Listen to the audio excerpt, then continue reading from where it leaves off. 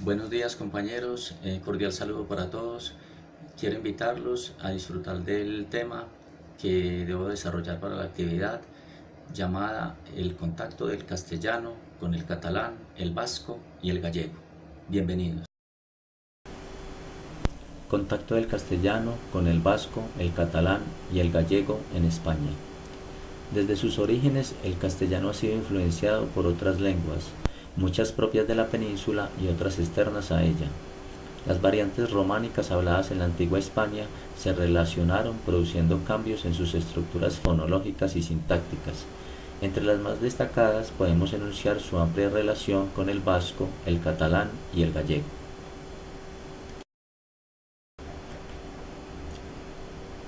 También es importante destacar cómo otras lenguas presentes en la antigüedad ejercieron presión de cambio sobre el castellano y en ellas mismas. Es el caso de las aspiraciones sibilantes en el castellano andaluz, con amplia influencia del leonés. Podemos destacar rasgos del leonés que aún podemos tener, como es el cierre de la E y la O en posición final, la lateralización de la R y en otros casos la velarización de la N final. El aragonés ejerce influencia sobre el catalán, ya que se encuentra en el Reino de Valencia. También el castellano tuvo contacto con lenguas no romances como el vasco y el árabe. El castellano surge entonces del contacto de hablantes del romance con el vasco, ya que existen muchas concordancias gramaticales entre ambas. Tenemos presentes algunos rasgos vascoenses, por ejemplo, el cambio de la F a H, el ensordecimiento de las sibilantes sonoras, la fusión de la B y la V, y fenómenos diacrónicos presentes en el vasco, como son por ejemplo la palabra ficus, que significa higo, y la palabra facere, que significa ser. El castellano fue ampliamente influenciado por otras comunidades, como las de Cataluña y la de Cantabria. Allí sustituían la F latina por la H, propia inicialmente de la lengua hablada. El bilingüismo vasco-castellano fue un factor clave para el desarrollo del castellano antiguo. El aporte céltico, una lengua hablada en la península ibérica durante la época prerromana, fue predominante en el caso de la sonorización y la lenición de las oclusivas sordas, por ejemplo, en palabras como capra, que significan cabra, late, que significa leche, catena, significa cadena, ficus, higo, note, noche. Y préstamos del celta hoy en día se tienen presentes en el castellano, en palabras como por ejemplo berro, colmena, pico, vasallo, gancho, pero sin duda alguna la lengua que más aporte léxico le ha dado al español después del latín ha sido el árabe, y hoy en día cuenta con más de 4.000 vocablos procedentes del árabe. Ejemplos de estas palabras son azúcar, jarabe, sandía, zanahoria, alquiler, gabán, jarra, algodón, alcantarilla, alcoba, almacén, alquiler, almanaque, álgebra, alquimia, entre otras. Los arabismos se introdujeron fundamentalmente por vía oral, pero la misma necesidad social hace que los nuevos conceptos procedentes del árabe se asocien, ya que estos provienen de una cultura más avanzada que la de la España cristiana de aquella época. Contacto lingüístico con el vasco. De acuerdo con las últimas estimaciones, alrededor de 900.000 personas conocen el euskera en Vasconia, aunque en diverso grado.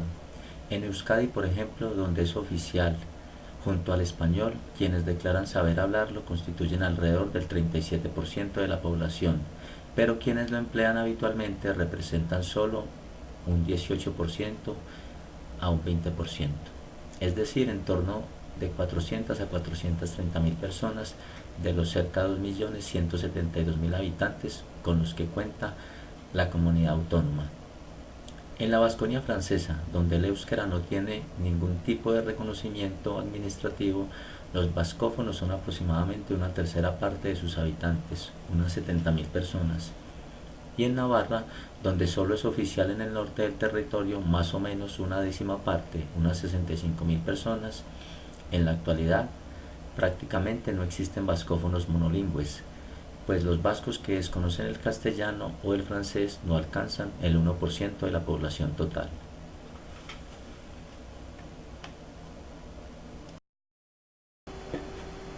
En el vascuense, el orden de las palabras está sujeto a la estructura de sujeto, objeto, verbo, mientras que en el castellano se enmarca en el orden de sujeto, verbo, objeto. Cualquier variación en el orden de las palabras en el vasco cambia el foco del discurso y da más énfasis al elemento que precede al verbo. Entre sus características tenemos el uso del condicional por el subjuntivo en las estructuras de las oraciones, el leísmo, el uso de le para referirse no solo a referentes personales masculinos, sino también femenino. Por ejemplo, yo le veo versus yo la veo, en referencia a un sitio. Les hay en la corte versus los hay en la corte. El leísmo es un proceso inherente de las lenguas romances, independiente del vasco. La omisión del pronombre clítico acusativo de la tercera persona, lo, los, la, las, le y les. En sus ejemplos tenemos yo ya he leído versus yo ya lo he leído. El uso de las sibilantes en vez de las fricativas interdentales. El uso del pronombre demostrativo en vez del personal.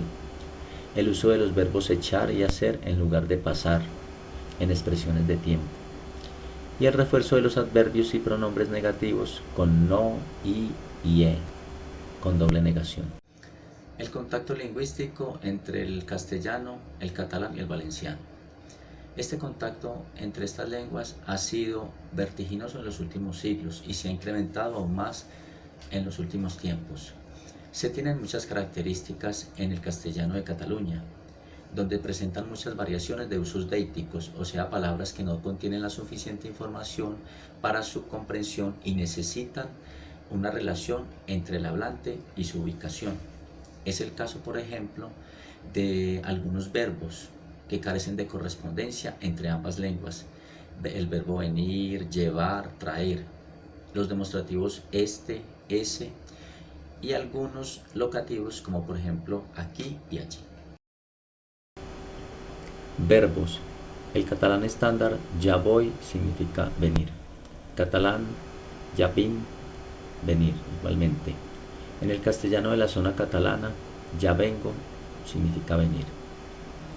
En catalán, venir expresa movimiento hacia el hablante o interlocutor. En castellano solo expresa movimiento hacia el hablante.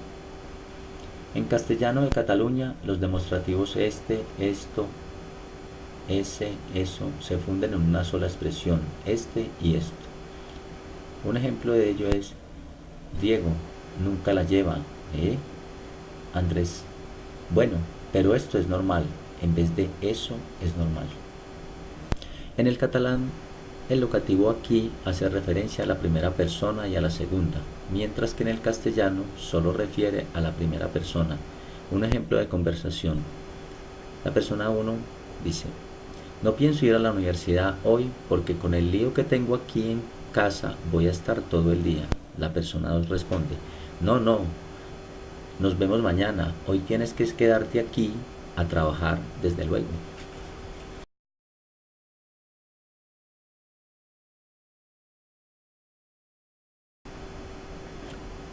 Uso de la forma bajo con valor adverbial. Por ejemplo, los policías están ahí bajo o está bajo de este piso.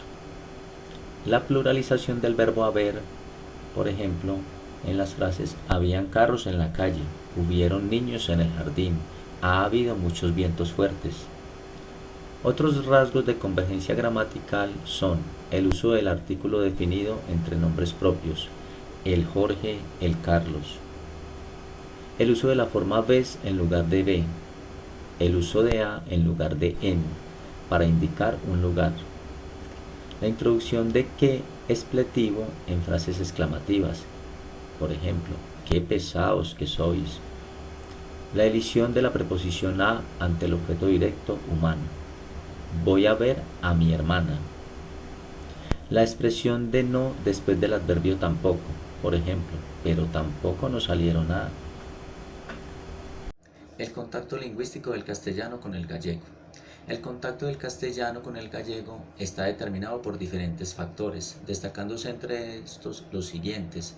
La entonación es una característica del español hablado en Galicia y se caracteriza por aplicar la entonación fonética a la formación de las frases, escuchándose en la formación inicial de cada grupo fónico de las palabras.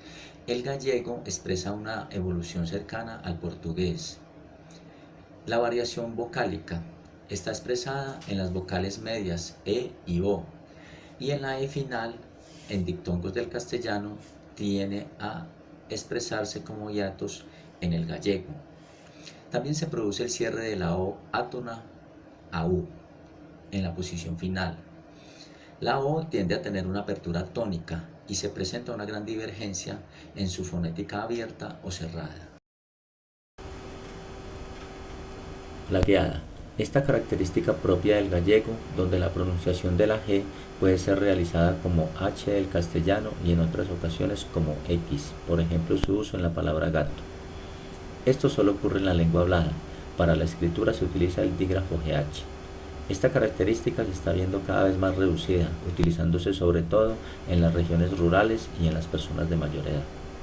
El ceseo, que consiste en la pronunciación de S para los sonidos de la Z y la C. Más evidente también en zonas rurales, extendiéndose hacia el centro y norte de España. El uso de la preposición en lugar de a, en el caso de expresiones de lugar. Por ejemplo, vamos a la playa, vamos en la playa. El uso de por en lugar de a para contextos determinados de persona. Por ejemplo, llaman por mamá, llaman a mamá. Expresión del pasado indicativo. Se usa el pretérito simple, como por ejemplo en el verbo comí, en contextos en los que se usa el pretérito compuesto, he comido. Un ejemplo, en el castellano general, ayer el niño comió mucho, pero hoy no ha comido casi nada.